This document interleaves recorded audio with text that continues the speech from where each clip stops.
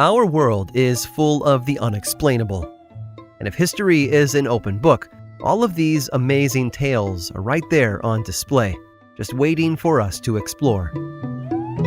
Welcome to the Cabinet of Curiosities.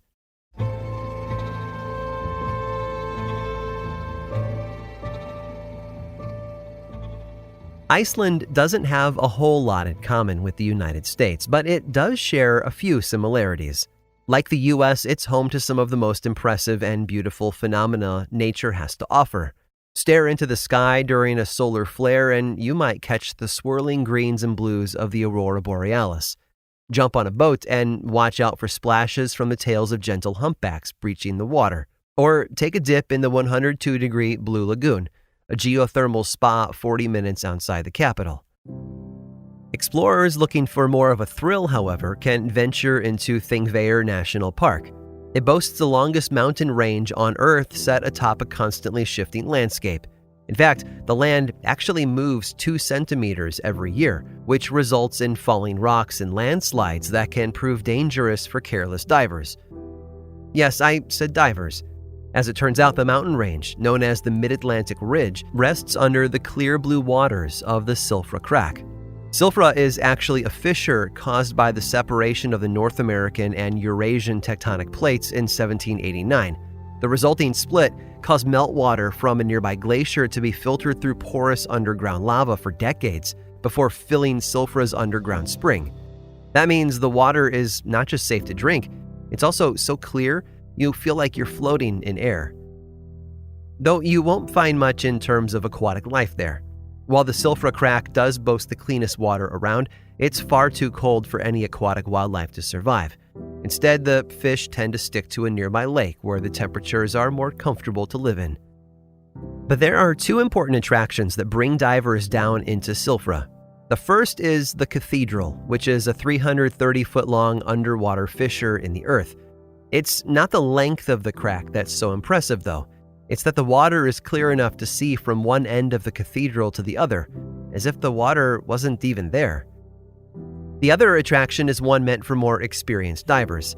While tourists and casual divers take it easy near the surface, those who are brave enough can swim down into the crack, which descends roughly 60 meters. Like I said before, the land is always moving, almost like it's alive. And as the plates shift, new tunnels and caves open up, providing divers with new avenues of exploration. It's also much more dangerous because of that. Tunnels can close up at any moment. Rocks can come loose and crush someone if they're not paying attention. But if they make it down that far, divers can see how the North American and Eurasian plates have pulled apart over time. Oh, and did you notice anything special about those names? The North American plate and the Eurasian plate? If you guessed that they were part of the North American and European continental landmasses, you would be correct. What we see on a map is like the tip of an iceberg. There's so much beneath the water we never see, and if we did, it would give us a greater understanding of just how large our continents really are. Put another way, the crack is a lot like the 4 corners in the American Southwest, where a person can technically stand in Arizona, New Mexico, Utah, and Colorado all at the same time, which is impressive, I know, but not nearly as impressive as what you can do down in the Silfra Crack. Because there, brave divers can stand between 2 separate tectonic plates, stretch out their arms, and touch both sides. And since anyone who does that is touching the very edge of both continents, they are technically in North America and Europe at the exact same moment. It's entirely possible, I assure you, but at the same time, it is a bit of a stretch.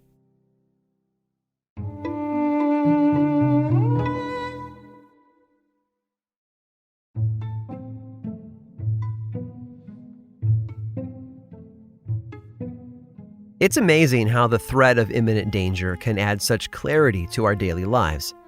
When faced with a serious threat, we're able to see what's truly important and what can be disregarded to ensure our safety.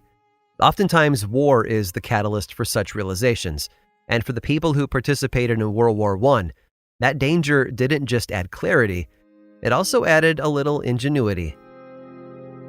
It was called the Great War for a reason. The conflict lasted for 4 years and stretched across almost all of Europe, but its effects were especially felt in Great Britain. It wasn't just that almost 9 million British soldiers fought in the trenches. If you were an average citizen in the United Kingdom in 1915, then you likely witnessed firsthand the terrifying creation of Count von Zeppelin. This new weapon of mass destruction, as you can probably guess, was an enormous hydrogen-filled aircraft, appropriately called the Zeppelin. It floated above the streets of England late at night, its engines thrumming in the ears of sleepy and frightened families below.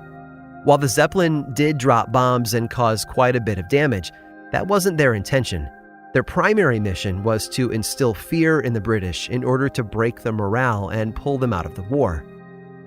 And it almost worked. People jumped out of their beds with their clothes on their backs and dashed into smoke-filled streets littered with rubble. Buildings collapsed, homes were destroyed. Survivors of the Zeppelin raids recalled not knowing where the danger ever really was, and whether they were running toward it or away from it. Functioning on little sleep and a sudden jolt of adrenaline, British citizens often found themselves shivering in the street, wondering if and when the big one would hit them next, or whether they'd have a home to return to when it was all over. And as the raids grew more and more frequent and people began to expect them, fear quickly turned to embarrassment. After all, folks were standing in public in their nightgowns and underwear, something only their significant others were supposed to see. Women began preparing the night before by hanging cloaks and scarves by their door. Bald men had emergency toupees at the ready. This was Britain in the early 1900s, and social status was everything. What would the neighbors think if one was caught looking less than their best, even when the war was doing its worst? But there were other problems with their choices of nighttime fashion. First, and most importantly, they weren't that fashionable. A cloak was just a big wearable blanket, and nobody wanted to look frumpy in front of their friends. Second, running from explosions proved incredibly difficult when one's legs were being restricted by long, bulky coats.